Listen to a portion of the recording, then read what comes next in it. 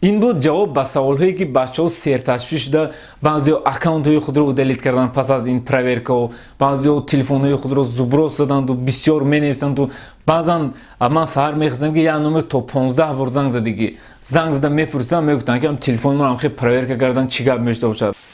در این حالت‌ها هم تلفنتون رو میگیرن، هم زمرال میوشه برای صاحب تلفن یگان سوم از شما کنده درو میدین، با هم شما уголовный дело میگیرید. السلام علیکم دوستان عزیز، شما در کانال راهنما هستید. با شما هستم من مبارز احدов. امروز چرا پلیس‌ها تلفن مهاجران رو تفتیش دارند؟ بنا بر سبب بسیار شکایت‌های مهاجران ما تصمیم گرفتیم که محض همین ویدیو رو پیشکش شما گردانیم. شما فکر نکنید روزی نشود که شما یا یگان دوست شما رو پلیس‌ها در قد کوچه یا اینکه در مترو منع کرده تلفن‌هایشان رو تفتیش کنند. چرا پلیس‌ها این کار رو میکنند؟ این کار تا چه اندازه خطرناک است؟ هنگامی با چنین حالت‌ها روبرو شدن چی باید کرد؟ ویدیو امروزه ما محض همین موضوع رو در بر میگیرد. ویدیو رو به یار و دوستان خود فرستید تا آنها نیز آگاه باشند. مثل همیشه پس از یک رکلام کوتاه میگذاریم به قسم اساسی ویدیو. دوستان عزیز، در سامانه ما یعنی alabum.com سه امکانات بهترین به شما پیشنهاد کرده می شود. امکانات یکم، از همین رو سر کرده کسانی که طریق سایت ما alabum.com تلفن زکس میکنند، تلفن ها رو تا تاجیکستان، دوشنبه و خوجند دسترس میکنیم. فرق ندارد یک دست یا اینکه اپتوم روان میکنیم. امکانات دومی ما باشد کسانی که 5 تلفن زکس میکنند با آنها عکس خیلی خوب میشود. یعنی با دوستانتون مصلحت کرده میگه یا اینکه با همکاران اگر شما مصلحت کرده 5 تلفن زکس کنید با شما عکس خیلی خوب میشود. اگر 10 تلفن زکس کنید باز هم اکسیه کلان قریب که نرخی پستفش که میغلطد با شما. امکانات سومی ما باشد ما اکسیه داشتیم تا 20 ایول. بسیار بچه‌ها زنگ خواهش کردند که مهلت همین رو کمی دراز کنید. بعضیشون معاششون رو در آخری ماه میگرفتند، بعضیشون در اولی ماه میگرفتند. از همین رو سر کرده تا 20 آگوست کسانی که از سایت alabum.com تلفن زکس میکنند با آنها یک تحفه یا سمارت چاسی یا یک پاوربند یا اینکه جویستیک پدرکه روان میکنیم. رسمشون در سایت alabum.com هست، در آمده بینید نرخشون هم هست، ولی کسانی که تلفن زکس میکنند با آنها یک تاش پدرکه میرود. دوستان عزیز، ما نه همه وقت اینقدر دابری میشیم. حالا امکانیت هست، زنگ زنید، زکس کنید. امکانیت رو از دست ندهید. بنا بر سببی که تا 15 سپتامبر کسی حق ندارد که مهاجران رو تفتیش کند. مهاجران به حجت در کوچه و گشت و گذار دارند. بعضیا گرسنه موندند. سر کردند проверка کردن تلفن ها رو.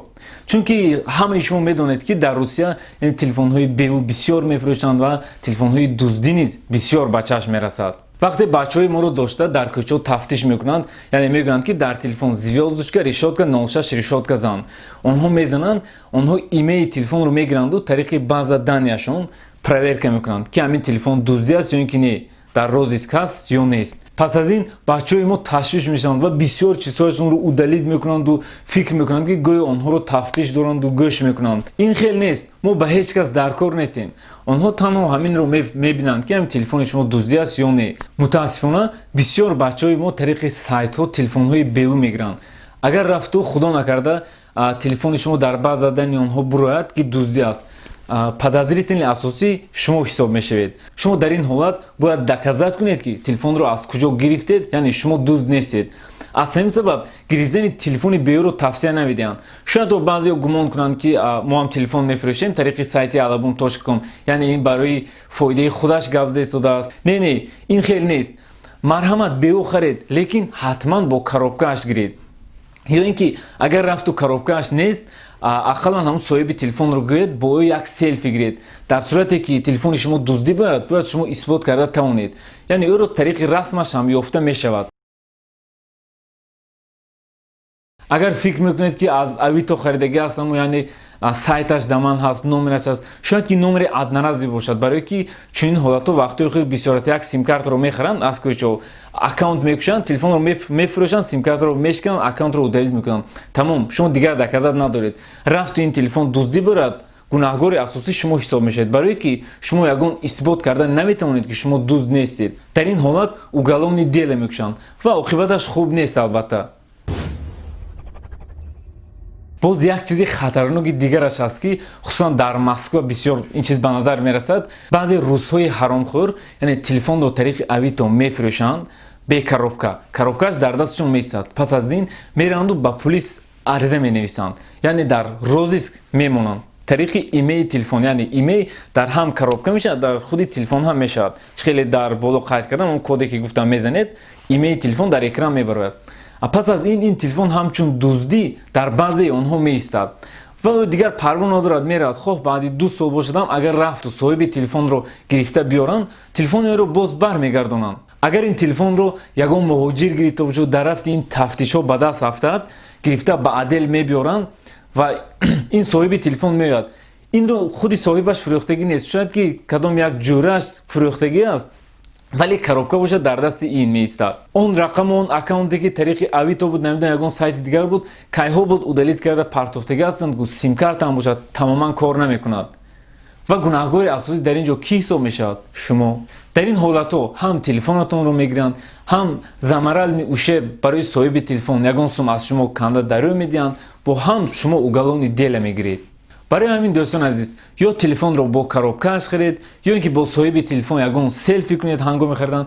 аз ҳама хубаш беҳтараш телефони нав харед. телефонҳои нав қимат ҳам нестанд, аз 10 то 15 ҳазор ҳам телефонҳои нағз ёфтан мумкин аст. ин буд ҷавоб ба саволҳое ки бачаҳо серташвиш шуда, баъзеҳо аккаунтҳои худро удалит кардан пас аз ин проверкао, баъзеҳо телефонҳои худро зуброс заданду бисёр менависанду баъзан ман саҳар мехистам ки як номер то 15 бор занг задагӣ, занг зада мепурсидам, мегуфтанд ки телефонмонам хеле проверка кардан чӣ гап мешуда бошад. мо ба ҳеҷ кас дар кор нестем. агар лозим шавад худашон кофта меёбанд. ин танҳо як проверка аст. ҳамин шумо звёздочка, решотка, 06 решотка мезанед, ҳамун Imei номери шуморо мегиранду тариқи баъзан то як тафтиш мекунанд. вақте не найден гуфт ҷавоб метиҳам меравед, тамом, бе ташвиш бошед. хуб, ба охири навор расидем. видеоро ба ёру дӯстони худ фиристед то дӯстони шумо низ огаҳ бошанд. касоне ки ба канал обуна нестанд, обуна шавед, дар зери видео лайк гузоред. худованд ҳамаи шуморо нигаҳбон бошад. хайр.